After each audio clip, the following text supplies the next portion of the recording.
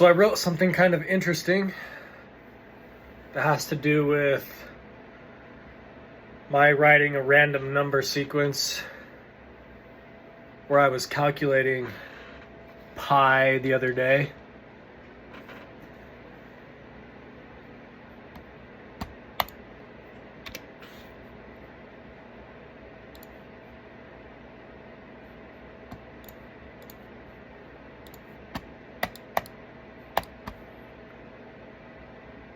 That should fill in the gaps of the implication of pi being infinite so that the random number series can actually be accommodated in the conversation. Is getting pi to infinity better done by drawing a bigger circle or to close the circle to a point? If the better the point, the more sphere-like it becomes. Or by drawing a bigger circle, is it less dimensional, where infinity is the greatest dimension? To this length, I will say that the bigger the circle, the less apparent a point. And the more we close the circle to a point, the greater the dimension with less area to calculate pi. So are we getting pi to infinity if this is the case? If the infinite nature of pi rests in dimension, then could this be perceived as a point moving on a sphere?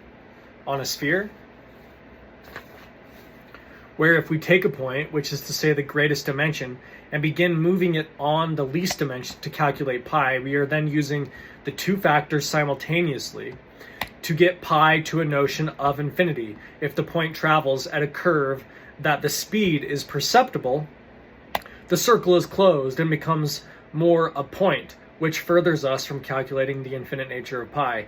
If there is no speed, we will say that the point is not traveling in a circle.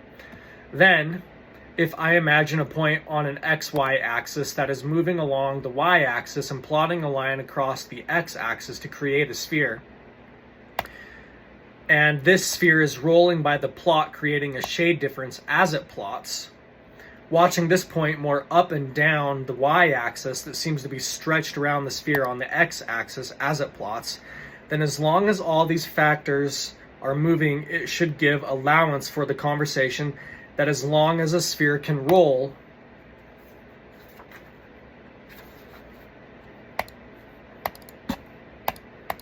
it is on a curved plane.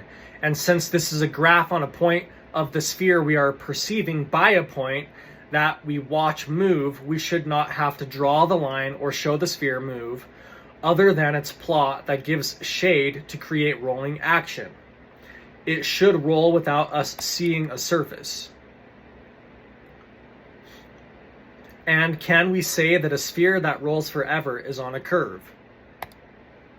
Even without its perception, where then its infinite nature is in the allowance to talk about a plane that doesn't exist.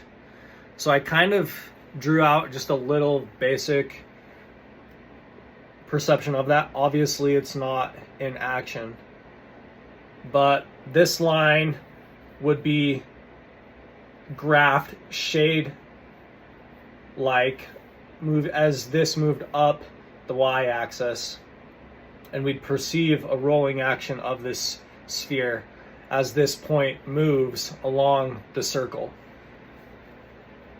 And then so we would imagine that this sphere has to be on a curve, otherwise it couldn't roll. And I could probably really collapse any ideology of thought into its being,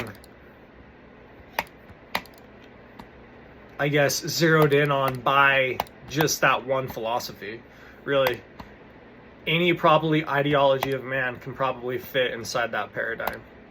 Anyways.